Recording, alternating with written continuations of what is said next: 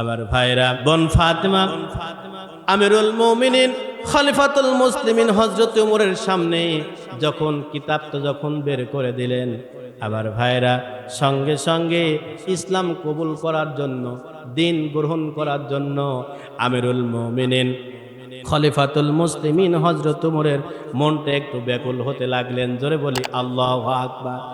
ওই যে এই কথা তখনই খাব্বাব রাদিয়াল্লাহু আনহু বলতেছেন, ওমর রে, যেই দিন বিশ্ব নবী আল্লাহর কাছে দুই হাত তুলে দোয়া করলেন, আল্লাহ, ওমর বিন খাত্তাব আর আবু জেহেল বিন হিশাম দুইজনের মধ্যে তুমি যাকে সবচেয়ে তোমার কাছে প্রিয়, তার দ্বারা তুমি কি ইসলামকে তুমি শক্তিশালী করে দাও।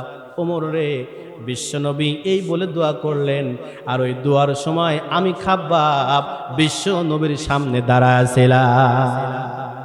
ওমর রে, আল্লাহ বিশ্ব নবীর দোয়া আল্লাহ কবুল করেছেন। ওমর, তুমি বিশ্ব নবীকে কোথায় পাবা? অমুক জায়গায় চলে যাও, নবীকে তুমি পেয়ে যাবে। আমার ভাইরা, যেই ওমর নবীকে কসমুক্ত তরবারি নিয়ে, খোলা তরবারি নিয়ে রাস্তায় দৌড়াতে লাগলেন, কাফের বাদশা ঘোষণা করেছেন, যেই ব্যক্তি আব্দুল্লাহর ইতিম পুত্র মুহাম্মাদের কল্লা কেটে আমার সামনে হাজির করতে পারবে, তাকে আমি উত্তম পুরস্কার দান করব। আমার ভাইরা, আমিরুল মুমিনিন খলিফাতুল মুসলিমিন হযরত ওমর তরবারি ছিল খোলা, তরবারিটা খাপের মধ্যে ঢুকালেন, ঢুকায় এবার বিশ্ব নবীর সন্ধানে রওনা হলেন। জোরে বলি আল্লাহু আকবার, আল্লাহু আকবার। বিশ্ব নবীর সন্ধানে রওনা হলেন। আমার ভাইরা, রাষ্ট্রের মধ্যে প্রচার হয়ে গেল বিশ্ব নবীর কল্লা কাটার জন্য আমিরুল মুমিনিন খলিফাতুল মুসলিমিন হযরত ওমর রাজি হয়েছে। কাফের বাচ্চারা ঘোষণা করে দিয়েছে, যেই ব্যক্তি আব্দুল্লাহর ইতিম পুত্র মুহাম্মাদের কল্লা কাটতে পারবে তাকে উত্তম পুরস্কৃত করা হবে। আমার ভাইরা, মক্কা মদিনায় খবরটা প্রচার হয়ে গেল। আমিরুল মুমিনিন খলিফাতুল মুসলিমিন হযরত ওমর কিন্তু ইসলাম কবুল করে নাই। ইসলাম কবুল করার আগের কথাগুলা বলতেছে। আমার ভাইরা, আমিরুল মুমিনিন খলিফাতুল মুসলিমিন হযরত ওমর তরবারিটা খাপের মধ্যে ঢুকায়া রাস্তা দিয়ে দৌড়াইতে লাগলেন। দৌড়াইতে বিশ্ব নবীর দরবারে হাজির হয়ে গেলেন। আমার ভাইরা, দরজাটা সুন্দর করে বন্ধ করা ছিল। দরজায় যখন নক করলেন, নক করার সঙ্গে সঙ্গে একজন দরজার ভিতর থেকে ফাঁক দিয়ে দেখলেন ওমর দরজার সামনে দাঁড়ায় আছে, কিন্তু তরবারিটা খোলা নয়, তরবারিটা খাপের মধ্যে বন্ধ। জোরে বলি আল্লাহু আকবার। আল্লাহর নবীর একজন সাহাবী, নাম হলো আব্দুল্লাহ ইবনে সালাম, ইসলাম কবুল করে নাই। ইসলাম কবুল করার আগের কথা আমি আপনাদেরকে বলতেছি। আব্দুল্লাহ ইবনে সালাম ইসলাম কবুল করে নাই। ইসলাম কবুল করার আগে হযরতে আনাস রাদিয়াল্লাহু আনহুতে বর্ণিত বিশ্বনবীর হাদিস, আব্দুল্লাহ ইবনে সালাম ইসলাম কবুল করে নাই। ইসলাম কবুল করার আগেই বিশ্বনবীর কাছে এসে বলতেছেন, রাসূলুল্লাহ, আমি আব্দুল্লাহ ইবনে সালাম, আমি আপনাকে তিনটা প্রশ্ন করতে চাই, তিনটা জিনিস আপনার কাছে জানতে চাই। যেই তিনটা জিনিস আমি আপনার কাছে জানবো, এই তিনটা জিনিস নবী ছাড়া কেউ জানবে না। জোরে বলি আল্লাহু আকবার। আব্দুল্লাহ ইবনে সালাম বলতেছেন, নবী, আমি তিনটা জিনিস আপনার কাছে জানতে চাই, যেই তিনটা জিনিস নবী ছাড়া কেউ উত্তর দিতে পারবে। আমার ভাইরা, আব্দুল্লাহ ইবনে সালাম নবীকে বলতেছেন, নবী, যেই তিনটা বিষয় আমি আপনার কাছে জানতে চাই, নবী ছাড়া কেউ উত্তর দিতে পারবে না, নবী ছাড়া কেউ পারবে না। আল্লাহর নবী বললেন, আব্দুল্লাহ ইবনে সালাম, কি তুমি আমার কাছে জানতে চাও, একটু বলো। সঙ্গে সঙ্গে আব্দুল্লাহ ইবনে সালাম কিন্তু ইসলাম কবুল করে নাই। ইসলাম কবুল করার আগের কথা আমি আপনাদেরকে বলতেছি। আব্দুল্লাহ ইবনে সালাম বলতেছেন, ইয়া রাসূলুল্লাহ, আমার এক নাম্বার প্রশ্ন হলো, গো নবী, আমার এক নাম্বার প্রশ্ন হলো, আমি যেই তিনটা জিনিস জানবো, এক নাম্বার হলো কিয়ামতের প্রথম আলামতটা কি হবে একটু আমাকে আপনি বলে দিবেন। কিন্তু আব্দুল্লাহ ইবনে সালাম আগেই কিন্তু বলেছেন, নবী যেই তিনটা আপনার কাছে আমি জানতে চাই সেই তিনটা প্রশ্নের উত্তর নবী ছাড়া কেউ কখনো দিতে পারবে না। আগেই কিন্তু বলে দিয়েছে যে নবী ছাড়া এই তিনটা প্রশ্নের উত্তর কেউ দিতে পারবে। আব্দুল্লাহ ইবনে সালাম আল্লাহর নবীকে প্রশ্ন করলেন, নবী এক নাম্বার প্রশ্ন হলো কিয়ামতের প্রথম আলামতটা কি একটু আমাকে বলেন। নবী বলতেছেন, আব্দুল্লাহ ইবনে সালাম রে, তোমার 2 নাম্বার প্রশ্ন কি একটু বলো। 2 নাম্বার প্রশ্ন হলো, আব্দুল্লাহ ইবনে সালাম বলতেছেন 2 নাম্বার প্রশ্ন হলো, বলেন তো জান্নাতীদের প্রথম খাবারটা কি হবে।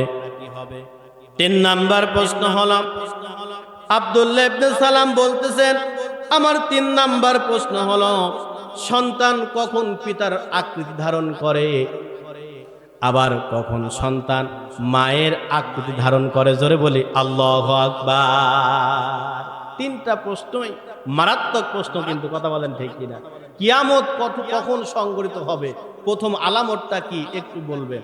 2 নাম্বার হলো জান্নাতীদের প্রথম খাদ্যটা কি হবে একটু বলবেন। 3 নাম্বার প্রশ্ন হলো যে সন্তান কখন বাবার আকৃতি লাভ করে আর কখন মায়ের আকৃতি প্রাধান্য দেয়। এই 3টা প্রশ্ন কিন্তু আগেই কিন্তু আব্দুল্লাহ ইবনে সালাম বলেছেন যে নবী ছাড়া এই 3টা প্রশ্নের উত্তর কেউ দিতে পারবে না। আমার ভাইরা, আল্লাহর নবী সাল্লাল্লাহু আলাইহি ওয়াসাল্লাম আব্দুল্লাহ ইবনে সালামকে বললেন, আব্দুল্লাহ ইবনে সালাম রে, এইমাত্র জিবরাইল আলাইহিস সালাতু ওয়াস সালাম এসে এই 3টা প্রশ্নের উত্তর আমাকে জানিয়ে দিয়েছেন। জোরে বলি আল্লাহু আকবার। এই 3টা প্রশ্নের উত্তর এই মাত্র আমার কাছে জিবরাইল আলাইহিস সালাতু ওয়াস সালাম এসে আমার কাছে বলে গেল। জোরে বলি আল্লাহু আকবার। আমার ভাইরা, আব্দুল্লাহ ইবনে সালাম কিন্তু আগেই বলেছে নবী ছাড়া এই 3টা প্রশ্নের উত্তর কেউ দিতে পারবে না। আমার ভাইরা, কথায় কথা চলে আসে, না বললে নয়। এই 3টা প্রশ্ন আমি আপনাদের মাঝে রেখে দিলাম, লাস্টে ইনশাআল্লাহ বলবো সময় থাকলে। আমার ভাইরা, পবিত্র কুরআনুল কারীম থেকে সূরাতুল আনফাল, আল্লাহ রাব্বুল আলামিন পবিত্র কুরআনুল কারীমের মধ্যে ছোট বড় দিয়ে 114টি সূরা দিয়েছে। কয়টি সূরা? আওয়াজ দেন, কয়টি সূরা? ছোট বড় দিয়ে 114টি সূরা। সূরাতুল আনফাল এই সূরা হলো 8 নাম্বার সূরা। জোরে বলি আল্লাহু আকবার। আমার ভাইরা, সূরাতুল আনফাল 2, 3 এবং 4 নাম্বার আয়াত, 3টা আয়াত আমি তেলাওয়াত করেছি। আমার ভাইরা, সূরাতুল আনফাল সূরা নাম্বার 8, এর আয়াত সংখ্যা হলো 75টি। কয়টি আয়াত? কয়টি আয়াত? আয়াত হলো 75টি। হরফ সংখ্যা আছে মতভেদ। কেউ কেউ বর্ণনা করলেন 5294টি, কেউ কেউ বর্ণনা করলেন 5080টি, আবার কেউ কেউ বর্ণনা করলেন 5388টি। নুক্তার সংখ্যা হলো 2430টি। আল্লাহ শব্দ আছে 52 আয়াতে, মোট 88 বার। কাসরাত জের সংখ্যা আছে 751টি। ফাতাহ মানে জবর, জবর সংখ্যা হলো 1949টি। জাম্মাত ও পেশ সংখ্যা হলো 667টি। সাকিন সংখ্যা হলো 572টি। তাসদীদ আছে 494টি। জোরে বলি আল্লাহু আকবার। সূরাতুল আনফাল এই 75টি আয়াত দিয়ে একটি গঠিত একটি সূরা। হালকা কিছু কথা আমি আপনাদেরকে বললাম। আমার ভাইরা, সূরাতুল আনফাল এই 75টি আয়াত দিয়ে সূরাতুল আনফাল গঠিত। জোরে বলি আল্লাহু আকবার। আয়াত তেলাওয়াত করেছি 2, 3 এবং 4 নাম্বার আয়াত। যদি আল্লাহ পাক আমাকে সুস্থ রাখেন, যদি কিছু কথা বলার, ইনশাআল্লাহ এই থেকে কিছু কথা বলবো ইনশাআল্লাহ। আমার ভাইরা, ইসলামের প্রথম খলিফা কে বলেন তো? কে বলল? মাশাআল্লাহ।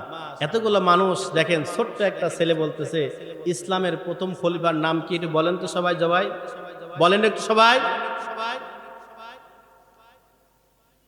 ছেলেটা বলে দিল, তারপরও বলতে পারলাম না। বলেন, ইসলামের প্রথম খলিফার নাম কি? হযরতে আবু বকর। 2 নাম্বার হযরতে ওমর। 3 নাম্বার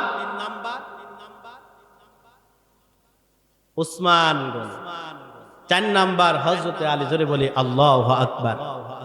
আমার ভাইরা, আমিরুল মুমিনিন খলিফাতুল মুসলিমিন হযরতে ওমর রাদিয়াল্লাহু আনহু ইসলাম কবুল করে নাই। কি করে নাই? ইসলাম কবুল করে নাই। ইসলাম কবুল করবে কেমনে করে কবুল করবে? আমার ভাইরা, ওমর রাদিয়াল্লাহু আনহু ইসলামের দ্বিতীয় শাসক ছিলেন। কি ছিলেন বলেন তো একটু? কি ছিল বলেন একটু? দ্বিতীয় শাসক ছিলেন। আমিরুল মুমিনিন খলিফাতুল মুসলিমিন হযরত ওমর রাদিয়াল্লাহু আনহু সেই সময় কাফেরদের একটি শক্তিশালী যুবক ছিলেন। বিশ্বনবী সাল্লাল্লাহু আলাইহি ওয়াসাল্লাম আল্লাহর কাছে দোয়া করলেন, হে আল্লাহ, ওমর বিন খাত্তাব অথবা আবু জাহেল বিন হিশাম, এই দুইজনের মধ্য হতে যে তোমার নিকটে সবচেয়ে প্রিয়, তার দ্বারা তুমি ইসলামকে শক্তিশালী করে দাও। জোরে বলি আল্লাহু আকবার। দোয়া করলেন কে? দোয়া করলেন কে? বিশ্বনবী। কে দোয়া করলেন? বিশ্বনবী দোয়া করলেন, আল্লাহ, ওমর বিন খাত্তাব এবং আবু জাহেল বিন হিশাম, এই দুইজনের মধ্যে তুমি যাকে সবচেয়ে তোমার কাছে বেশি প্রিয়, তার দ্বারা তুমি ইসলামকে শক্তিশালী করে দাও। জোরে বলি আল্লাহু আকবার। বিশ্বনবী যখন এই দোয়া করছিলেন, ওই সময় হযরতে খাব্বাব রাদিয়াল্লাহু আনহু সেখানে ছিলেন। কাফের বাদশা ঘোষণা করে দিলেন যে যেই ব্যক্তি আব্দুল্লাহর এতিম পুত্র মুহাম্মাদের গলা কেটে আমার সামনে হাজির করতে পারবে, তাকে মূল্যবান সম্পদ তাকে দেওয়া হবে, পুরস্কৃত করা হবে। প্রচার হয়ে গেলেন। সেই সময় আবু বকর ওমর ছিলেন শক্তিশালী তরতাজা যুবক। আমিরুল মুমিনিন খলিফাতুল মুসলিমিন হযরতে ওমর রাদিয়াল্লাহু আনহু ইসলাম কবুল করে নাই।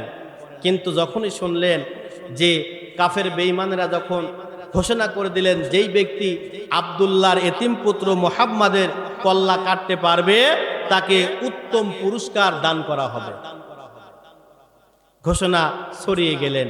সেই সময় ওমর ছিলেন তরতাজা যুবক এবং কাফেরদের একজন শক্তিশালী যুবক ছিলেন। আমার ভাইরা, আমিরুল মুমিনিন খলিফাতুল মুসলিমিন হযরতে ওমর ইসলাম কবুল করে নাই। কিন্তু যখন কাফেরদের কথা ঘোষণা শুনলেন, শোনার সঙ্গে সঙ্গে খোলা তরবারি নিয়ে রাস্তায় দৌড় দিলেন, রাস্তায় চলতে লাগলেন। আমার ভাইরা, এজন্য চললেন কোষমুক্ত তরবারি, খোলা তরবারি নিয়ে রাস্তায় দৌড়াতে শুরু করলেন বিশ্ব নবীর কল্লা কাটার জন্য। কাফের বেঈমানেরা ঘোষণা দিয়েছেন যেই ব্যক্তি আব্দুল্লাহর এতিম পুত্র মুহাম্মাদের গলা কাটবে, তাকে উত্তম পুরস্কার দেয়া হবে। আমার ভাইরা, ঘোষণা যখন হয়ে গেলেন, আমিরুল মুমিনিন খলিফাতুল মুসলিমিন হযরত ওমর বিশ্ব নবীর কল্লা কাটার জন্য ছুটলেন।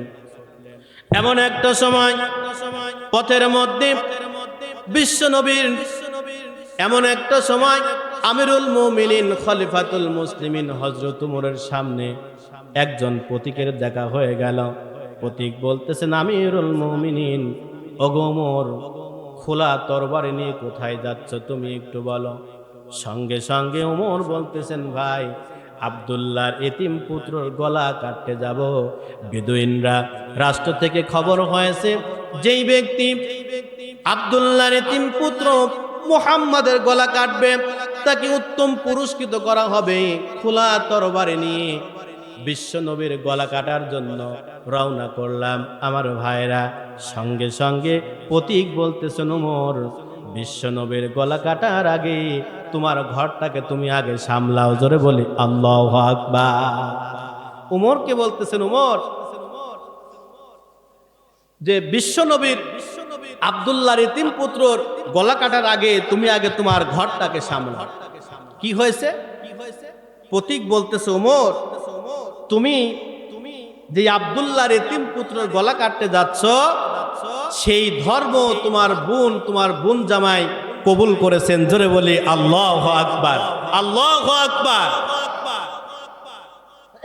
আমার ভাইরা, এই কথা শোনার সঙ্গে সঙ্গে আমিরুল মুমিনিন খলিফাতুল মুসলিমিন হযরত ওমর, আমার ভাইরা, যেমন তেলের উপর, টকবগে তেলের উপর যেমন মাছ ছেড়ে দিলে যেমন সেদ করে ওঠে, ওমরের শরীরটা সেদ করে উঠলেন। জোরে বলি আল্লাহু আকবার। যে আমি যাচ্ছি আব্দুল্লাহর ইতিম পুত্র মুহাম্মাদের গলা কাটতে, আর আমার ঘরে ইসলাম কবুল করে সেই বাণী তেলাওয়াত হচ্ছে, এটা কখনো সহ্য করা যাবে? আমার ভাইরা, হযরতে আমিরুল মুমিনিন খলিফাতুল মুসলিমিন হযরতে ওমর রাদিয়াল্লাহু আনহু বিশ্ব নবীর রাস্তায় না গিয়ে তার বোন ফাতেমার বাড়ির দিকে রওনা করলেন। আমার ভাইরা, রওনা করার সঙ্গে সঙ্গে সেই সময় বোন ফাতেমাকে এবং বোন জামাই সাইদকে খাব্বাব রাদিয়াল্লাহু আনহু এই কুরআনুল কারীম তাকে শিখাইতেন, এই নসিহত তাকে সুন্দর করে, ওজিফা তাকে সুন্দর করে পড়াইতেন। আমার ভাইরা, আমিরুল মুমিনিন খলিফাতুল মুসলিমিন হযরত ওমর যখন বোন ফাতেমার বাড়ির দিকে যখন রওনা করলেন, বাড়ির কাছাকাছি যখন চলে গেলেন, যাওয়ার সঙ্গে সঙ্গে খাব্বাব রাদিয়াল্লাহু আনহু ফাতেমাকে এবং সাইদকে যখন কুরআনুল কারীম ওজিফা যখন শেখাইতে লাগলেন, ওই গুনগুন আওয়াজটা আমিরুল মুমিনিন খলিফাতুল মুসলিমিন হযরতে ওমরের কানে চলে যায়। জোরে বলি আল্লাহু আকবার। এমন একটা সময় খাব্বাব রাদিয়াল্লাহু আনহু শুনতে পেলেন আমিরুল মুমিনিন খলিফাতুল মুসলিমিন হযরতে ওমর ফাতেমার বাড়ির দিকে রওনা করলেন, বাড়ির কাছাকাছি চলে আসলেন। এমন একটা সময় বোন ফাতেমা খাব্বাব রাদিয়াল্লাহু আনহুকে একটা জায়গায় লুকায় রাখলেন। আমিরুল মুমিনিন খলিফাতুল মুসলিমিন হযরত ওমর রাদিয়াল্লাহু আনহু বোন ফাতেমার ঘরের দরজায় যখন নক করলেন, করা দিলেন, বোন ফাতেমা দরজা খুলে দিলেন। আমিরুল মুমিনিন খলিফাতুল মুসলিমিন হযরত ওমর বলতেছেন, বোন কি যেন গুনগুন আওয়াজ আমার কানের মধ্যে ভেসে আসলো। বোন ফাতেমা বলতেছেন, ভাই কোনো আওয়াজ নয়, আমরা স্বামী স্ত্রী দুইজন মিলে একটু কথোপকথন আলোচনা করছিলাম। জোরে বলি আল্লাহু আকবার।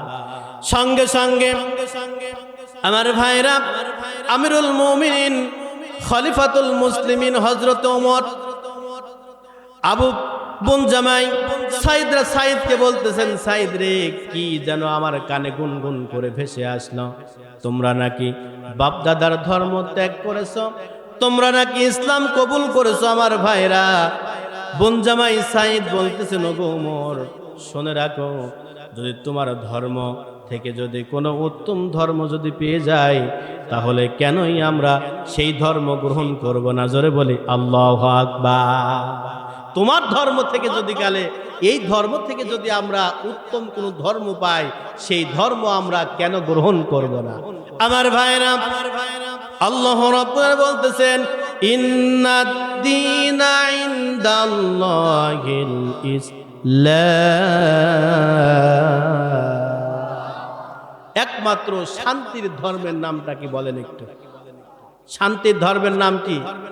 আজকে আমরা ইসলাম থেকে দূরে আছি না ইসলামের কাছে আছি? কাছে আছি না দূরে আছি? আজকে আমরা ইসলাম থেকে দূরে আসি, কথা বলেন ঠিক কিনা? আজকে ইসলাম থেকে দূরে সরে আসি, কথা বলেন ঠিক কিনা? আজকে ইসলাম থেকে দূরে সরে থাকার কারণে আজকে সমাজের মধ্যে দিন প্রতিষ্ঠিত হয় না, কথা বলেন ঠিক কিনা? আজকে যদি রাষ্ট্র থেকে শুরু করে, জেলা থেকে শুরু করে থানা থেকে শুরু করে প্রত্যেকটা ইউনিয়ন, প্রত্যেকটা থানায় প্রত্যেকটা গ্রাম, প্রত্যেকটা মহল্লায় যদি কোরআন চালু থাকতো, আল্লাহর কসম করে বলতেছি, রাষ্ট্রের মধ্যে দিন কায়েম হতে আর বেশিক্ষণ লাগতো না। কথা কন ঠিক কিনা? আজকে কোরআন নাই, সংসদে কোরআন নাই, পার্লামেন্টে কোরআন নাই, দিন নাই, ইমান নাই, ইসলাম নাই, রাষ্ট্রের মধ্যে নামাজ কায়েম নাই, যার কারণে আজকে সমাজের মধ্যে এত অধপতন। কথা কন ঠিক কিনা? আমার ভাইরা, আমরা চাই যে আগামী দিন হবে কোরআনের দিন। কথা কন ঠিক কিনা? আগামী দিন হবে সন্ত্রাস মুক্ত দিন, আগামী দিন হবে চাঁদাবাজি মুক্ত দিন। কথা বলেন ঠিক কিনা?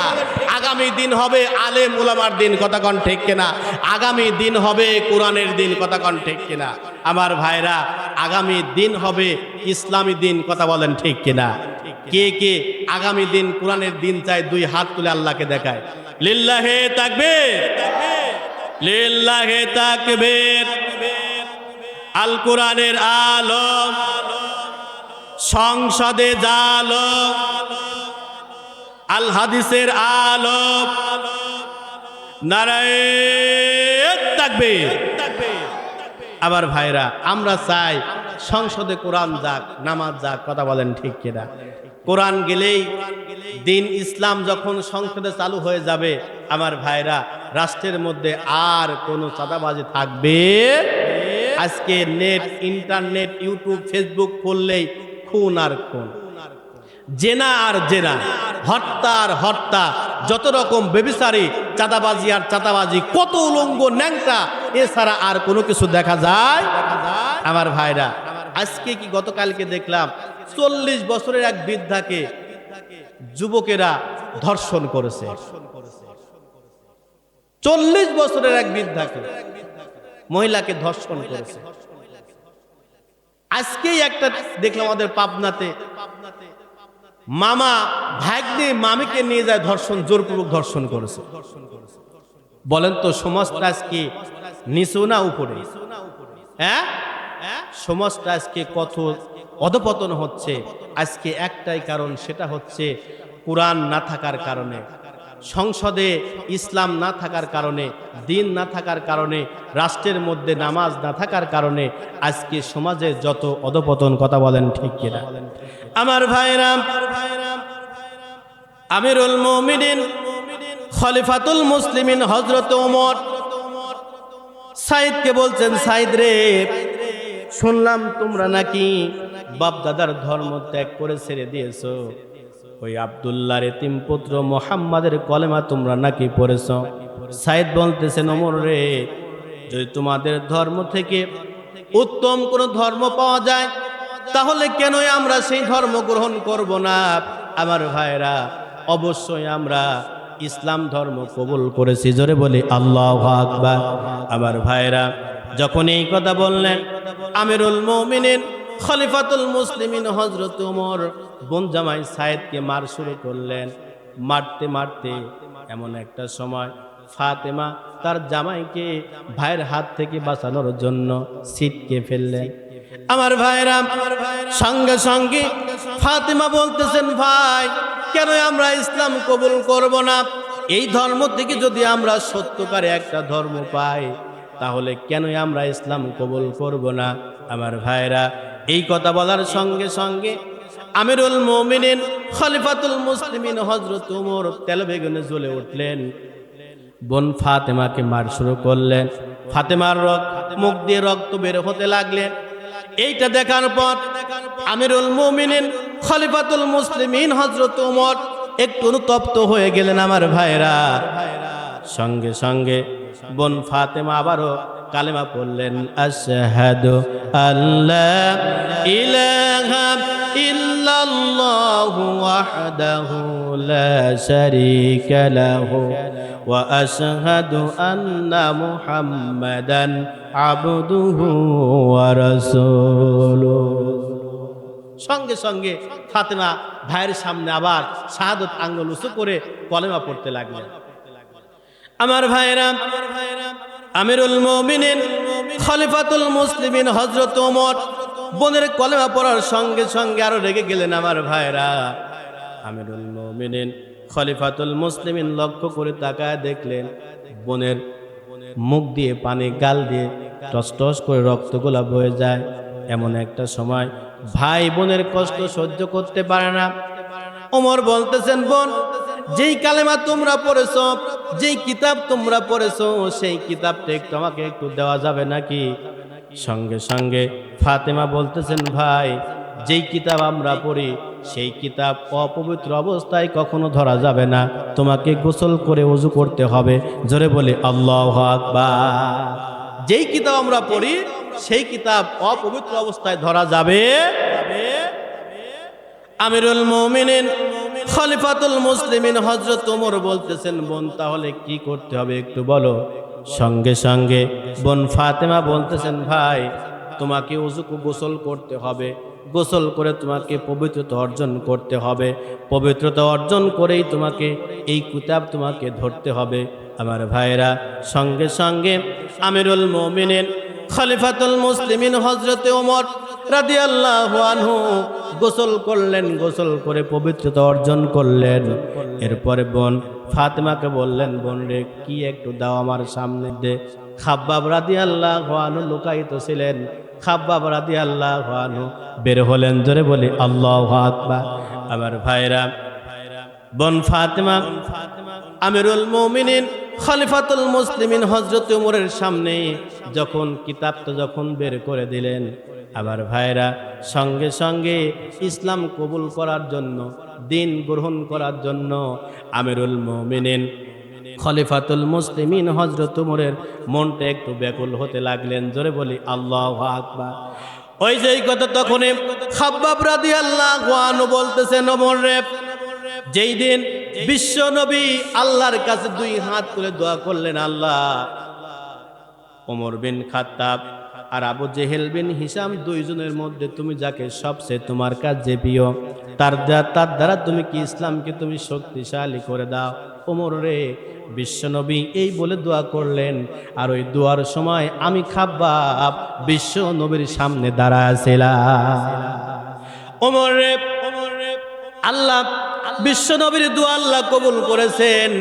ওমর, তুমি বিশ্ব নবীকে কোথায় পাবা? অমুক জায়গায় চলে যাও, নবীকে তুমি পেয়ে যাবে। আমার ভাইরা, যেই ওমর নবীকে কসমুক্ত তরবারি নিয়ে, খোলা তরবারি নিয়ে রাস্তায় দৌড়াতে লাগলেন, কাফের বাদশা ঘোষণা করেছেন, যেই ব্যক্তি আব্দুল্লাহর ইতিম পুত্র মুহাম্মাদের কল্লা কেটে আমার সামনে হাজির করতে পারবে, তাকে আমি উত্তম পুরস্কার দান করব। আমার ভাইরা, আমিরুল মুমিনিন খলিফাতুল মুসলিমিন হযরত ওমর তরবারি ছিল খোলা, তরবারিটা খাপের মধ্যে ঢুকালেন, ঢুকায় এবার বিশ্ব নবীর সন্ধানে রওনা হলেন। জোরে বলি আল্লাহু আকবার, আল্লাহু আকবার।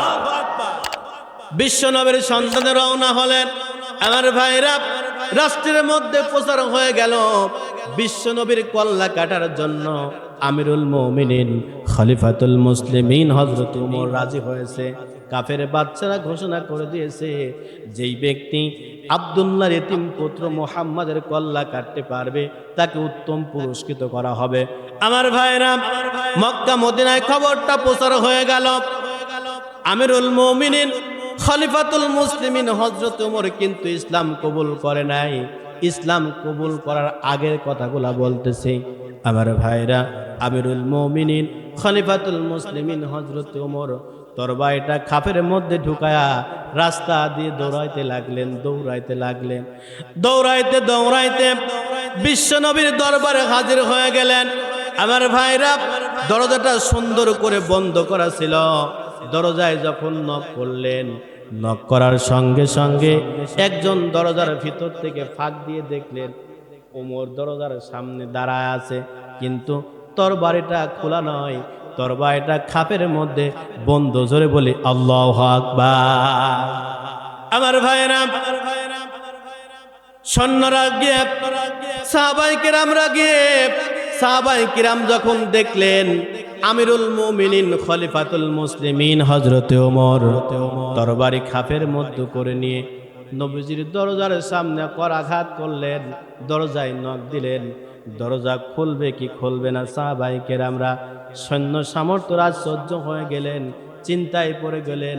আমার ভাইরা, নবীজির কাছে গিয়ে সাহাবায়ে কেরামরা বলল, ইয়া রাসূলুল্লাহ, ইয়া হাবিবাল্লাহ, ওমর রাদিয়াল্লাহু আনহু আসছেন, ওমর আসছেন, দরজার সামনে আঘাত করলেন, করাঘাত করলেন। ওমর কিন্তু দরজার সামনে দাঁড়ায় আছে। সৈন্যরা ওমরের সঙ্গে বাতিলের সঙ্গে প্রতিযোগিতা করার জন্য, আমার ভাইরা যুদ্ধ করার জন্য সমস্ত সৈন্যরা প্রস্তুত। বলেন তো ওমর কয়জন? কয়জন?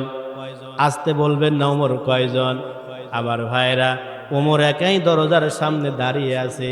সমস্ত সাহাবায়ে কেরাম চিন্তা করলেন, ওমর যদি কালে বিশৃঙ্খলা সৃষ্টি করে তাহলে তাকে দুনিয়ার বুক থেকে বিদায় করে দেব, আর যদি সে বিশৃঙ্খলা সৃষ্টি না করে, নর্মতা হয়, তাহলে তোমরা কেউ তা কোনো কিছু বলবা না। জোরে বলে আল্লাহু আকবার। আমার ভাইরা, সঙ্গে সঙ্গে দরজা খুলে দিলেন আমিরুল মুমিনিন খলিফাতুল মুসলিমিন হযরত ওমর। দরজা দিয়ে যখন ভিতরে প্রবেশ করলেন, নবীজির কাছে খবর চলে গেল। ওই সময় নবীজির কাছে জিবরাইল আলাইহিস সালাতু ওয়াস সালাম এসে ওহী নাজিল করলেন। জোরে বলি আল্লাহু আকবার, আল্লাহু আকবার। আমার ভাইরা, সঙ্গে সঙ্গে কিছুক্ষণ পর আমিরুল মুমিনিন খলিফাতুল মুসলিমিন হযরত ওমরের কাছে যখন, নবীজির কাছে যখন ওমরকে যখন নিয়ে গেলেন, ওমর আমিরুল মুমিনিন খলিফাতুল মুসলিমিন হযরত ওমর দাঁড়িয়ে আছে, নবীজির দাঁড়িয়ে আছে। এমন একটা সময় কোনো কথা নয়, আমিরুল মুমিনিন খলিফাতুল মুসলিমিন হযরত ওমর নবীজির পায়ে পড়ে গেলেন। জোরে বলি আল্লাহু আকবার, আল্লাহু আকবার। ইসলামের এত বড় দুশমন ছিলেন ওমর, কাফেরদের এত শক্তিশালী ওমর, সেই ওমর নবীজির পায়ের নিচে। কথা বলেন ঠিক কিনা? আসতে বলবেন না, কথা বলেন ঠিক কিনা? সেই ওমর এখন কোথায় বলেন তো একটু? কথা কয় না। ওমর এখন কোথায়? নবীর পায়ের তলে। আমার ভাইরা, এই জন্য যে নবী আমার আগেই দোয়া করলেন ওমরের জন্য। কথা বলেন ঠিক কিনা? দোয়া করে নাই নবী, নবী কিন্তু আগেই ওমরের জন্য দোয়া করেছেন। আমার ভাইরা, আল্লাহ ওমরের নবী, বিশ্ব নবীর দোয়া কবুল করে নিয়ে ওমরকে বিশ্ব নবীর পায়ের নিচে দাঁড় করায় দিয়েছেন। কথা বলেন ঠিক কিনা? আমার ভাইরা, আমিরুল মুমিনিন খলিফাতুল মুসলিমিন হযরত ওমর যখন বিশ্ব নবীর পায়ে, এমন একটা সময় সমস্ত সাহাবায়ে কেরামরা সহ্য হয়ে যায়, হতবাক হয়ে যায়, নির্বাক হয়ে যায়। যেই ওমর বিশ্ব নবীর গলা কাটার জন্য মদিনায় নবীজির পায়ের তলে নবীজির কাছে আসলেন, কাফের বেঈমানেরা ঘোষণা করলেন, আব্দুল্লাহর এতিম পুত্র মুহাম্মাদের যে গলা কাটবে তাকে উত্তম পুরস্কার দান করব। সেই ওমর গলা কাটতে এসে নবীজির পায়ের নিচে পড়ে গিয়েছে। জোরে বলে আল্লাহু আকবার। আমার ভাইরা, গলা কাটা মুরগি, গলা কাটা কবুতর জবাই করে দিলে, জমিনে ফেলে দিলে যেমন ছটপট করে লাফায়। কথা বলেন ঠিক কিনা? আমার ভাইরা, আমিরুল মুমিনিন খলিফাতুল মুসলিমিন হযরত ওমর রাদিয়াল্লাহু আনহু নবীজির পায়ের নিচে পড়ে ছটপট করতেছে। জোরে বলি আল্লাহু আকবার। আমার ভাইরা, সাহাবায়ে কেরামরা আশ্চর্য হয়ে যায়, কেমনে কেমনে কেমনে করে রে ওমর নবীজির পায়ের তলে পড়ে যায়। কি হয়েছে ওমরের? ওমরের কি জন্য ওমর গলা কাটতে এসে নবীজির পায়ের নিচে পড়ে যায়? কেমনে কেমনে কেমনে কেমনে করে এমন দৃশ্যটা হলো? আমার ভাইরা, ওমর বলতেছেন, রাসূলুল্লাহ, ইয়া হাবিবাল্লাহ, নবী গো, আমি বুঝতে পারি নাই। কাফের বেঈমানেরা ঘোষণা করেছিল, যেই ব্যক্তি আব্দুল্লাহর এতিম পুত্রর গলা কাটবে, আমি চ্যালেঞ্জ করেছিলাম, আমি গলা কেটে কাফের বাচ্চার পায়ের নিচে রাখবো। ওগো নবী, আমার ভুল ভেঙে যায়, কেমনে করে আমি নিজেও বুঝতে পারি নাই। আমি আপনার গলা কাটার জন্য আপনার কাজ যখন তরবারি যখন খাপ মুক্ত করেছিলাম, কেমনে করে আমার ইসলাম কবুল করার জন্য, দিন কবুল করার জন্য আস্তে আস্তে আমার ভিতর থেকে পরিবর্তন হতে লাগলো।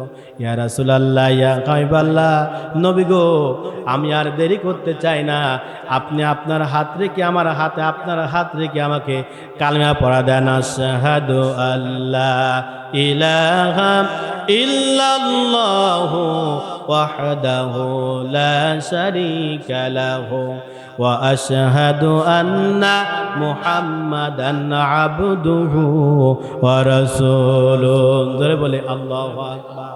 আমার ভাইরা, উমর কলেমা পড়ে মুসলমান হয়ে গেল। কাফের বেঈমানেরা আশ্চর্য হয়ে গেল, কেমনে করে যেই উমর আব্দুল্লাহর এতিম পুত্র মুহাম্মাদের গলা কাটতে গেল, আর সেই উমর গিয়ে নবীজির কাছে গিয়ে ধরা পড়ে সেই উমর আজকে ইসলামের মধ্যে শক্তিশালী যুবক হয়ে গেলেন। আজকে আমাদের ধর্ম আমাদের মধ্যে আর শক্তিশালী মানুষকে আমরা হারিয়ে ফেলেছি। আমাদের মধ্যে সেই শক্তিশালী যুবক আর নাই। আজকে সেই শক্তিশালী যুবক ইসলামের মধ্যে গিয়ে আজকে ইসলামের পক্ষে আর কাফেরদের বিপক্ষে আজকে সেই উমর দাঁড়ায় যাবে। কথা বলেন ঠিক কিনা? আবার ভাইরা, এমন উমর হওয়ার দরকার আছে না নাই? আছে না নাই? এমন যদি হতো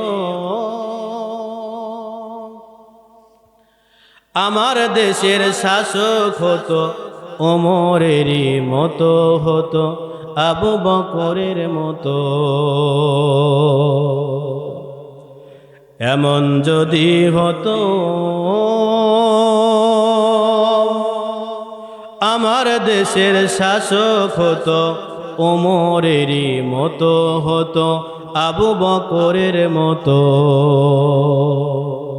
আজকে আমাদের মধ্যে সেই শাসক আর নাই। কথা কোন ঠিক? সেই শাসক আর নাই, সেই নেতা আর নাই। যেই নেতা আজকে আমাদের সমাজের নেতা আছে, যেই নেতা নিজের পকেট ভর্তি করার জন্য ব্যস্ত। কথা কোন ঠিক কিনা? আমরা এমন নেতার পিছে স্লোগান দিই, কথা কোন ঠিক কিনা? আমার নেতার চরিত্র ফুলের মতো পবিত্র, ঘুষ খায় না, নামাজ পড়ে না এক ওয়াক্ত, ঘুষ খায় প্রতি ওয়াক্ত। কথা কোন ঠিক কিনা? আমরা সেই নেতার পিছে স্লোগান দিই যেই নেতা খাড়া হয় প্রসাব করে, কুলুপ ধরে না, পানি নেয় না। কথা কোন ঠিক কিনা? সেই নেতার পিছনে আমরা স্লোগান দিই, আর সেই নেতার চরিত্র নিয়ে আমরা কথা বলি। আমাদের নেতার চরিত্র ফুলের মতো পবিত্র, কিন্তু আল্লাহর কসম দেখা যায় ভিতরে সেই নেতা গরিবের হক নষ্ট করে। কথা কোন ঠিক? 10 কেজি চাউল 7 কেজি হয়, আর 3 কেজি যায় কোথায়? কি এমন আছে না নাই? আছে না নাই? আছে। কিন্তু ওই 7 কেজির মধ্য দিয়েই নেতা তার ছেলেফেলাকে চলায়। কথা কোন ঠিক কিনা? কিন্তু আপনি কার হক নষ্ট করলেন? হকুল্লাহ, হকুল ইবাদ। আপনি কার হক নষ্ট করলেন?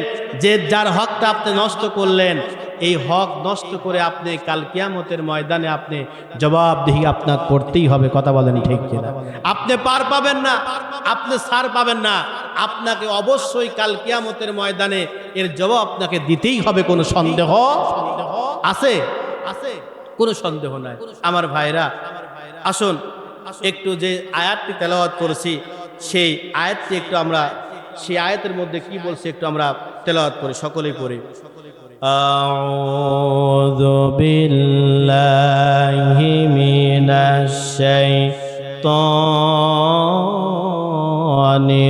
রাজিম।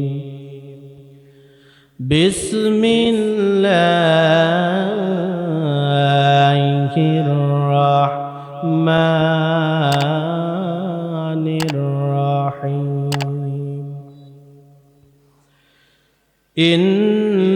ইন্নামাল মুমিনুনাল্লাযীনা ইযা যুকিরাল্লাহু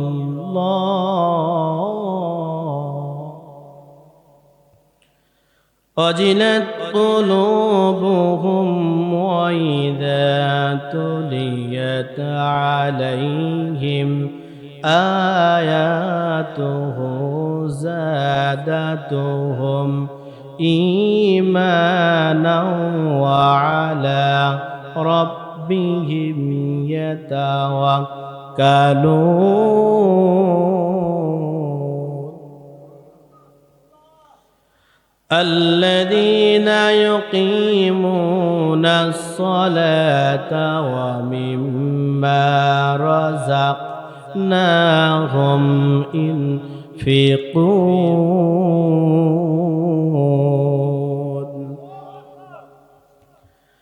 أولئك هم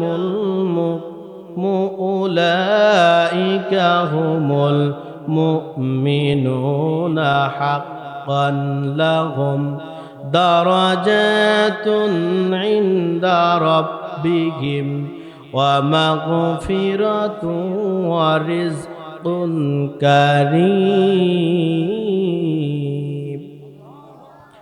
আমার ভাইরা, আল্লাহ রাব্বুল আলামিন বলতেছেন, বান্দা ইন্নামাল মুমিনুনা আল্লাযীনা ইযা যুকিরাল্লাহ, যখন বান্দার সামনে যখন আল্লাহর কোরআন যখন তেলাওয়াত করা হয়, আল্লাহর কোরআন তেলাওয়াত করার সঙ্গে সঙ্গে বান্দা আল্লাহর কোরআন শোনার সঙ্গে সঙ্গে বান্দার ওয়াজিলাত কুলুবুহুম, বান্দার অন্তর কেঁপে ওঠে। জোরে বলি আল্লাহু আকবার। শুধু অন্তরে কেঁপে ওঠে না, বান্দার ঈমান বৃদ্ধি পায়। জোরে বলি আল্লাহু আকবার। আমার ভাইরা, সকলের ঈমান কিন্তু বৃদ্ধি পাবে না, সবার ঈমান কিন্তু, সবার কলব কিন্তু মজবুত হবে না, সবার ঈমান কিন্তু বৃদ্ধি হবে না। কথা বলেন ঠিক কিনা? যেই ব্যক্তি আল্লাহর, যার দিলের মধ্যে আল্লাহর ভয় আছে, যার দিলের মধ্যে আল্লাহর কোরআন আছে, যেই ব্যক্তি আল্লাহকে আল্লাহ বলে স্বীকার করবে, যেই ব্যক্তি নবীকে নবী বলে স্বীকার করবে, আমার ভাইরা, জান্নাত আছে বিশ্বাস করবে, জাহান্নাম আছে বিশ্বাস করবে, একদিন না একদিন প্রত্যেকটা প্রাণীকে মৃত্যুবরণ করতেই হবে। আমার ভাইরা, আল্লাহ রাব্বুল আলামিন বলতেছেন, কুল্লুন নাফসিন যায়িকাতুল মাউত, প্রত্যেকটা প্রাণীকে মৃত্যুবরণ করতেই হবে, মৃত্যুর স্বাদ গ্রহণ করতেই হবে। কথা কোন ঠিক কিনা? আমার ভাইরা, আল্লাহ পাক বলতেছেন, কাদের ঈমান বৃদ্ধি পাবে, কলব কাদের তাজা হবে, ঈমান কাদের তাজা হবে। আমার ভাইরা, এখানে দুইটা কথা বললেন, যার মধ্যে দুইটা জিনিস থাকবে, যার মধ্যে দুইটা আমল থাকবে, যার মধ্যে দুইটা জিনিস থাকবে, তারই সেই ব্যক্তির ঈমান বৃদ্ধি হবে, কলব অন্তর লাফালাফি করবে। আমার ভাইরা, এক নাম্বার হলো আল্লাহ পাক বলতেছেন, আল্লাযীনা ইউকিমুনাস সালাতা ওয়া মিম্মা রাযাকনাহুম ইউনফিকুন। আল্লাহ পাক বলতেছেন, বান্দা আল্লাযীনা ইউকিমুনাস সালাত, বান্দার এক নাম্বার হলো যেই ব্যক্তি নামাজ কায়েম করবে। জোরে বলে আল্লাহু আকবার। যেই ব্যক্তি নামাজ কায়েম করবে। আমার ভাইরা, আমরা এখানে যতগুলো মানুষ বসেছি সকলে তো ঈশার নামাজ পড়েছি ইনশাআল্লাহ। সকলেই তো আমরা ফজর পড়বো ইনশাআল্লাহ। কথা কোন ঠিক কিনা? সবাই পড়েছে তো ঈশার নামাজ, ফজর পড়বো আবার নাকি? কথা কয় না, যারা পড়ছে তারা শুধু কথা বলছে, বাদ বাকি আর কোনো কথা হয় না। শোনেন, মান তারাকা সালাত মুতাআম্মিদান ফাকাদ কাফারা, যেই ব্যক্তি এক ওয়াক্ত নামাজ ইচ্ছাকৃতভাবে ছেড়ে দিল সে কাফের। এক ওয়াক্ত, দিনে 5 ওয়াক্ত না, দিনে কয় ওয়াক্ত না? 5 ওয়াক্ত না, এক ওয়াক্ত। আমরা দিনে কত ওয়াক্ত? 5 ওয়াক্ত নামাজ। কত ওয়াক্ত নামাজ জীবনে শেষ করলাম? কথা কোন ঠিক কিনা? কোন হিসাব নাই, হিসাব দিতে পারবো না। কথা কোন ঠিক কিনা? আমার ভাইরা, এখনো সময় আছে। বান্দার মুমিনের এক নাম্বার দুইটা বৈশিষ্ট্যের কথা বলেছেন। এক নাম্বার বৈশিষ্ট্য হলো আকিমুস সালাত, বান্দার নামাজ কায়েম করতে হবে। নামাজ কি করতে হবে? বলেন একটু, নামাজ কি করতে হবে? না নামাজ পড়তে হবে? নামাজ রাষ্ট্রের মধ্যে, সমাজের মধ্যে, থানায় থানায়, জেলায় জেলায়, ইউনিয়ন ইউনিয়ন, গ্রাম গ্রাম, মহল্লায় মহল্লায়, ঘরে ঘরে নামাজ কায়েম করতে হবে। আমার ভাইরা, যদি আপনি নামাজ পড়েন, আপনার নামাজ আপনার পরিবারের মধ্যে আপনি চালু করবেন। কথা কোন ঠিক কিনা? এই জন্য রাষ্ট্র থেকে শুরু করে প্রত্যেকটা মহল্লায় মহল্লায়, প্রত্যেকটা ঘরে ঘরে নামাজ কায়েম হবে সেই দিন, যেই দিন রাষ্ট্রের নামাজ চালু থাকবে। কথা কোন ঠিক কিনা? আমার ভাইরা, এই জন্য মুমিনের এক নাম্বার বৈশিষ্ট্য কি বললাম? কথা কয় না, কি বললাম বলেন? মুমিনের এক নাম্বার বৈশিষ্ট্য হলো আকিমুস সালাত, বান্দার নামাজ কায়েম করতে হবে। মুমিনের 2 নাম্বার বৈশিষ্ট্য হলো ওয়ামিম্মা রাযাকনাহুম ইউনফিকুন। দুই নাম্বার বৈশিষ্ট্য হলো আল্লাহ রাব্বুল আলামিন বলতেছেন বান্দা মুমিনের দুই নাম্বার বৈশিষ্ট্য হলো আমি যে সম্পদ দিয়েছি আমি যে রিজিক দিয়েছি সেই রিজিক থেকে আল্লাহর রাস্তায় খরচ করতে হবে। কার রাস্তায়? আল্লাহ পাক বলতেছেন আমি যে রিজিক দিয়েছি আমি যে সম্পদ দিয়েছি সেই সম্পদ থেকে আমার রাস্তায় তুমি ব্যয় করো। আমার রাস্তা কোন রাস্তা? কথা কয় না। আমার রাস্তায় কোন রাস্তায়? আল্লাহর রাস্তায় ব্যয় করতে হবে। আমার ভাইরা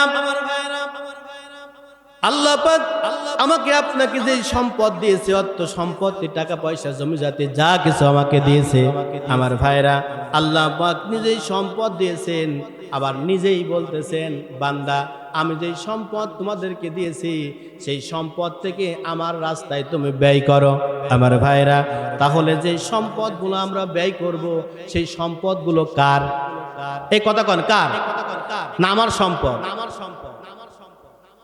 না আমার করে তো ধরে রাখছি। কথা কোন ঠিক কিনা? হ্যাঁ শোনেন কাল কিয়ামতের ময়দানে আপনাকে এই সম্পদের হিসাব আপনাকে দিতেই হবে। কথা কোন ঠিক কিনা? আজকে আমরা যাকাত দিই না। শতকরা কয় টাকা? হাজারে কয় টাকা? কয় না হাজারে কয় টাকা আর লাখে কয় টাকা আমরা আজকে দিই?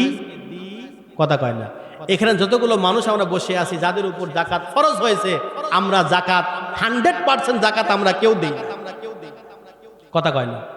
যদি আমরা 100% যাকাত দিতাম তাহলে সমাজের মধ্যে আর গরিব থাকতো না, সমাজের মধ্যে অভাবী থাকতো না। কথা কোন ঠিক কিনা? আমার ভাইরা সম্পদ আল্লাহ পাক আমাকে দিয়েছে সেই সম্পদ থেকে আবার আল্লাহ বলতেছেন বান্দা আমি তোমাকে যে সম্পদ দিয়েছি রিজিক দিয়েছি মুমিনের দুই নাম্বার বৈশিষ্ট্য কি বললাম?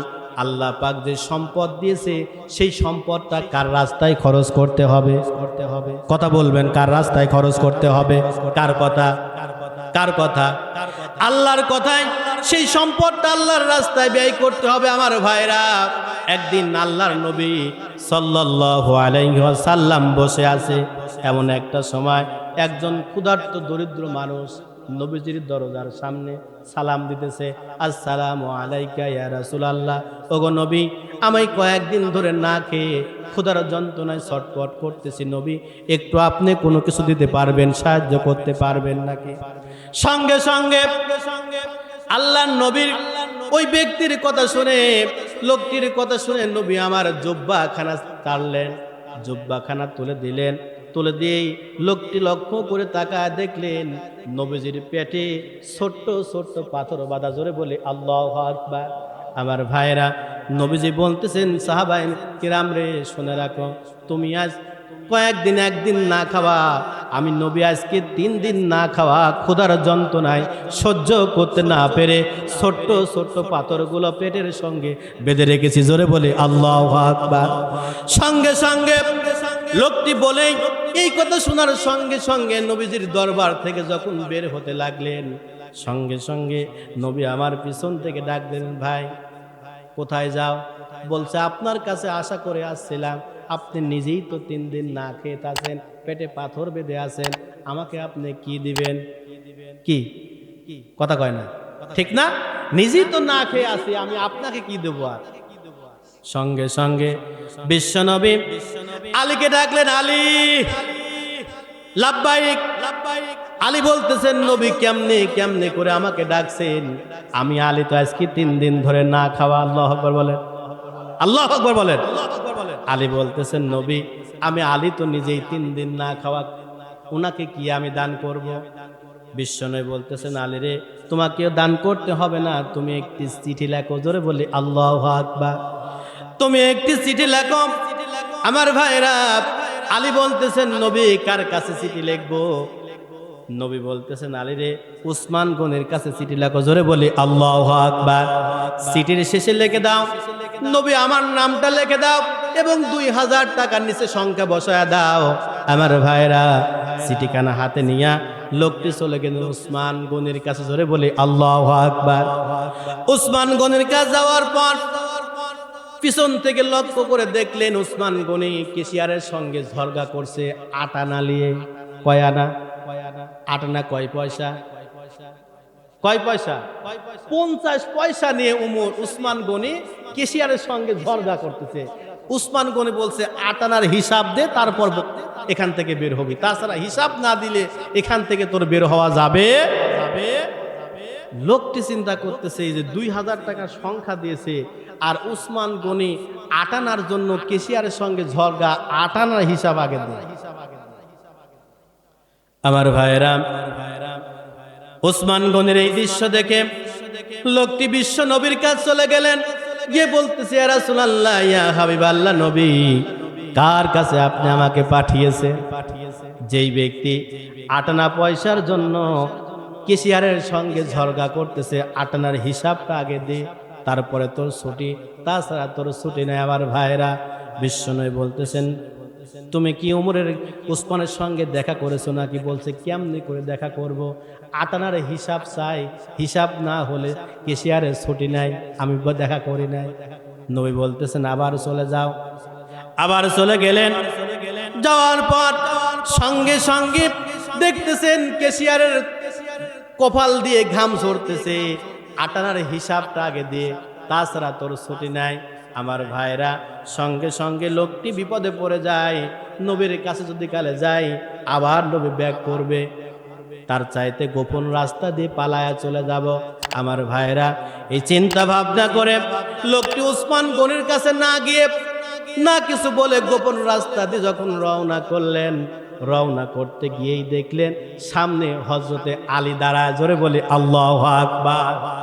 সামনের দিকে আলী আসছে। আলীর সঙ্গে যখন সাক্ষাৎ হয়ে গেলেন, আলী সালাম দিয়ে বলতেছেন, ভাই যা কিছু পেয়েছো কিছু দাও, 3 দিন ধরে না খেয়ে আমি পেটে পাথর বেঁধে বসে আছি।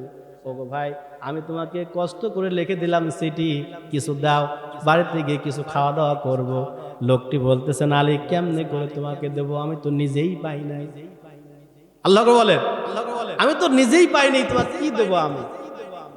আমার ভাইরা, সঙ্গে সঙ্গে আলী বলতেছেন, কেন তুমি উসমান গনির কাছে কি তুমি কি কিছুই বলো নাই? বলছে না, যেই বেটা 4 আনার হিসাব মিলাইতে পারে না, কেশিয়ারের সঙ্গে ঝগড়া করতেছে, 50 পয়সার হিসাব দিয়ে তারপরে তোর ছুটি, তাছাড়া তোর ছুটি নাই।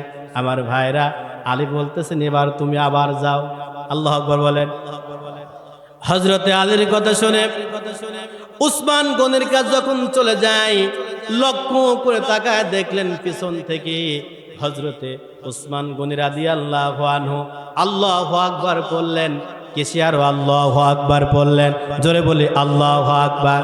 উসমান গনি বলতেছেন, আমার 8 আনার হিসাবটা মিলে গিয়েছে। জোরে বলি আল্লাহু আকবার। আপনি আপনার সম্পদ এই জন্য হিসাব করে রাখবেন, যখন আপনি যাকাত দিবেন, এই যাকাতের সময় আপনার হিসাবের প্রয়োজন আছে না নাই? এই কথা বলেন, আছে না নাই? আমার ভাইরা, প্রত্যেকটা সময় আপনার ওই যাকাতের সময় কিন্তু আপনার প্রত্যেকটা টাকার হিসাব দরকার। কথা কোন ঠিক কিনা? উসমান গনির কাছে লোকটি যখন চলে গেলেন, গিয়ে সালাম দিলেন, সালাম দিয়ে ওই চিঠিখানা যখন দিয়ে দিলেন, দেওয়ার পরে এবার চিঠি খুললেন। চিঠি খুলেই দেখলেন বিশ্ব নবীর নাম লেখা, 2000 টাকা কর লেখা আছে। এইবার সব কিছু দেখার পরেও উসমান গনি রাদিয়াল্লাহু আনহু বলতেছেন, ভাই এই চিঠি কে দিয়েছে? আল্লাহু আকবার বলেন। নাম লেখা নাই? নাম তো লেখাও আছে, 2000 টাকা কর সেটাও লেখা আছে, দান করতে হবে। আমার ভাইরা, এরপরে উসমান গনি বলতেছেন, ভাই এই চিঠিটা কে লিখছে? এবার লোকটি বলতেছেন, বিশ্ব নবী জনাবে মুহাম্মদুর রাসূলুল্লাহ সাল্লাল্লাহু আলাইহি ওয়াসাল্লাম। চিঠিখানা একবার কপালে লাগায়, একবার বুকে লাগায়, আবার চুমা খায়। আমার ভাইরা আবার প্রশ্ন করলেন, ভাই এই চিঠি কে লিখছে? দ্বিতীয়বার বলতেছেন, বিশ্ব নবী জনাবে মুহাম্মদুর রাসূলুল্লাহ সাল্লাল্লাহু আলাইহি ওয়াসাল্লাম। এইবার লোকটি বলতেছেন, এই লোকটা বুঝে 2000 টাকা পরিমাণ লেখা দেখার কারণেই বুঝে লোকটা পাগল হয়ে যায়। যেই লোকটা 50 পয়সার হিসাব মিলাইতে পারে না, সেই লোকটা কেমনে করে 2000 টাকা আমাকে দিবে? আমার ভাইরা তৃতীয়বার প্রশ্ন করলেন, এই চিঠি কে লিখলো? তৃতীয়বার বললেন বিশ্ব নবী জনাবে মুহাম্মদ রাসূলুল্লাহ সাল্লাল্লাহু আলাইহি ওয়াসাল্লাম। আমার ভাইরা চতুর্থবার প্রশ্ন করলেন, লোকটি এক দৌড় দিয়ে বিশ্ব নবীর দরবারে, আমার ভাইরা নবীজির দরবারে চলে গেলেন, সালাম দিলেন, আসসালামু আলাইকা ইয়া রাসূলুল্লাহ। কার কাছে আপনি পাঠিয়েছেন?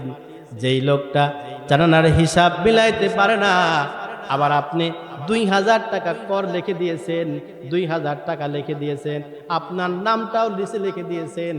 বারবার আমাকে প্রশ্ন করলেন, আমি 3 বার আপনার নাম বললাম, একবার 2 বার নয়, 3 বার আপনার নাম বলার পর চতুর্থবার যখন আপনার নামটা আমাকে জিজ্ঞাসা করলো কে লিখছে চিঠি, আমার ভাইরা ওগো নবী, সঙ্গে সঙ্গে আমি উঠে চলে আসলাম। এমন একটা সময় বিশ্ব নবী লোকটিকে বলছেন, কেন তুমি চলে আসলা? এবার পিছন দিকে লক্ষ্য করে তাকায় দেখলেন উসমান গনি রাদিয়াল্লাহু আনহু টাকা ভর্তি নিয়ে বস্তা মাথায় করে রাসূলের দরবারে হাজির। আল্লাহু আকবার বলে। ভালো লাগছে না? ছেড়ে দেবো ইনশাআল্লাহ। আমার ভাইরা উসমান গনি বিশ্ব নবী তাকায় দেখলেন উসমান গনি রাদিয়াল্লাহু আনহু বিশ্ব নবীর দরবারে এক বস্তা টাকা নিয়ে মাথায় করে নিয়ে নবীজির দরবারে হাজির। বিশ্ব নবী প্রশ্ন করলেন, উসমান গনি রে, এক বস্তা কেন টাকা? আমি তো এক বস্তা টাকা চাই নাই, মাত্র 2000 টাকা তোমার ভাইকে দিতে বলেছিলাম। এক বস্তা টাকা তো আমি তোমার কাছ থেকে চাই নাই, কেন তুমি এক বস্তা টাকা এনেছো? উসমান গনি বলতেছি, ইয়া রাসূলুল্লাহ, ইয়া হাবিবাল্লাহ, আমার ভাই যখন আমাকে চিঠিখানা দিয়েছে, চিঠির নিচে আপনার নাম লেখা আছে, 2000 টাকা লেখা আছে, এটাও আমি দেখছি। ওগো নবী, আপনার চিঠি যখন আমি হাতে পেয়েছি, হাতে পাওয়ার সঙ্গে সঙ্গে মনে মনে একটা নিয়ত করেছি, এই নিয়ত যে যতবার আমি প্রশ্ন করব, যতবার আপনার নাম বলবে, প্রতিটা নাম বলার বিনিময় 2000 টাকা করে আমি বাড়ায় দেব। চিৎকার দিয়ে বলেন আল্লাহু আকবার। যতবার আপনার নাম বলবে, মনে মনে নিয়ত করেছে আমি যতবার আপনার নাম বলবে ততবার আমি 2000 টাকা করে আমি বাড়ায় দেবো। জোরে বলে আল্লাহু আকবার। ওগো নবী, আমার ভাইকে আমি 3 বার নামটা বলেছিলাম, 3 বার আপনার নাম বলেছে। এই 3 বার নাম বলার বিনিময়ে 3 দুগানি কত হয়? আসতে বলবেন না কত হয়? হিসাব কি ভুল হচ্ছে নাকি? কথা কয় না, হিসাব কি ভুল হয় নাকি? 3 দুগানি কত হয়? আসতে বলবেন না কত হয়? আবার ভাইরা উসমান গনি বলতেছেন, নবীজি আপনার 3 বার নাম বলার কারণে 3 দুগানি 6000 টাকা আমি, আর আপনার চিঠি দিয়ে 2000 টাকা আপনি লিখেছেন, এই 2 দিয়ে 6 আর 2 কত হয়? আসতে বলবেন না কত হয়? 6 আর 2 8 হয়। ওগো নবী, এই 6 আর 2 8000 টাকার একটা বস্তা আপনি নেন। জোরে বলি আল্লাহু আকবার। আমার ভাইরা, এই মসজিদে উন্নতির কল্পের জন্য